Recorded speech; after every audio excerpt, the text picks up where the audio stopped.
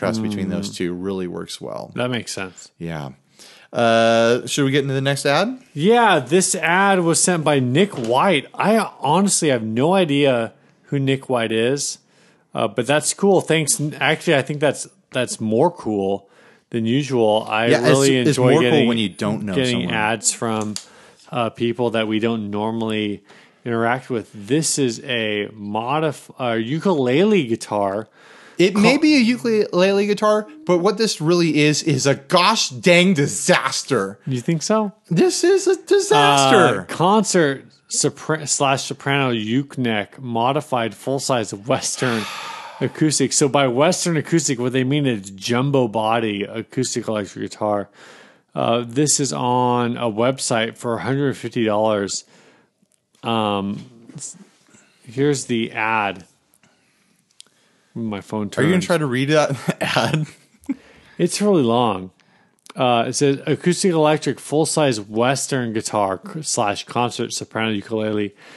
The creative process. Oh, gosh. Separated the fingerboard from the guitar and cut the old neck and preserved the aluminum rod.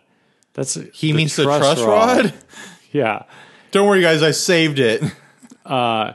Cutting the neck through, I trimmed the old neck down. Oh, geez. Yeah. Reattached to the head. In doing so, I also cut and resized and reinstalled the aluminum. Okay, yeah. The truss rod. He's reinstalled the truss rod. I also fused the fingerboard to the neck and modified the nut to hold the strings. The grooves on the nut and base can easily cut deeper and adjust the action. This is painful to read. It's really hard to look at too. Like, look at the pictures in the show link, guys, in the show description. Okay, so I'm going to describe what he hasn't described well in his ad. I don't care that he took the fretboard off and then put it back on, because he just put it back on in the same position. He's cut this guitar off at, let's say there's the 12th, 10th, 9th, 8th, 7th, 6th. The 6th fret is the nut, which is odd because a standard guitar is at ukulele tuning at the 5th fret. But anyways, he did this at the 6th fret. That's where the nut is. He just cut it off there, and then he reattached the headstock above the that 6th fret and put a new nut on. And he also carved away the side of the fretboard, almost like a banjo carve. Yeah. You know, like halfway through on a banjo neck, there's a tuner, and then the neck gets skinnier. That's kind of what's going on here. Right. So that it would meet up with the headstock. He actually recommends tuning this to like, I don't know, He called it GCEA. He called it a soprano and a concert size. This thing has got to be longer than a baritone scale ukulele. Right. The guy's tripping. There's no freaking way. He's on drugs to be thinking that. Just from the length of the fretboard to the bridge, like, this has got to be longer than a baritone ukulele. And then basically what you've got here is a ukulele string layout, but with steel acoustic strings, like bronze wrapped acoustic strings, and a full-size acoustic body. This thing is just bizarre. What you've really got going on here is a quick first glance that says, oh, that's interesting, and a second long look that goes, what the hell? Oh, dear God.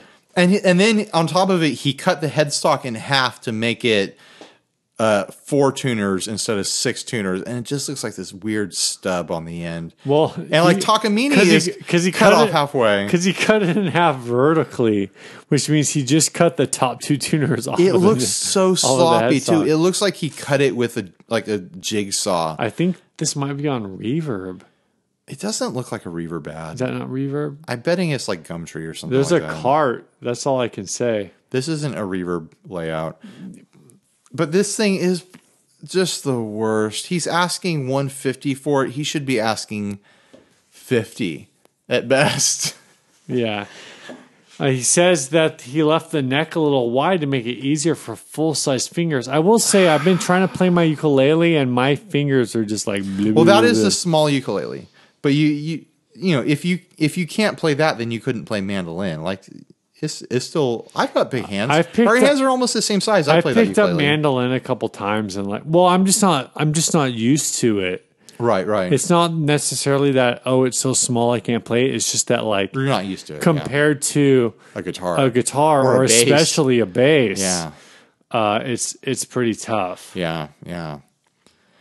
This thing is just a disaster. I think I admire the guy for trying. This is an interesting concept, and I feel like a luthier could do this concept right. Maybe. Like I feel the concept has merit, is what I'm trying to say. Right. An acoustic sized body strung for ukulele with a full neck on it. But the neck is kind of short. Like what you would result is a ukulele that plays at full acoustic volume. But then it's going to have a tonality that's totally different from a ukulele. Didn't we talk about this a while back? Bad? No, I was talking to a guy at my church about it. It's like ukuleles, you almost don't want them to sound too good. You want them to sound kind of plucky and tin canny because that's where they live. That's where they live. We kind of had that conversation too because I was saying like the ukulele that I have is a soprano body, and I thought like, it kind of sounds weird, and like maybe I would like it more if it was like a baritone or a tenor ukulele. And you kind of said like, well, it's kind of supposed to sound like a dumpster. Yeah. They're supposed, like I said, tin can. They're supposed to sound kind of small and plunky and like. But then you think about what instruments they get paired with. Right. In a playing situation, they get paired with a slack guitar, or they get paired with like a lap steel, and then a bass sound, and they fit into that mix perfectly.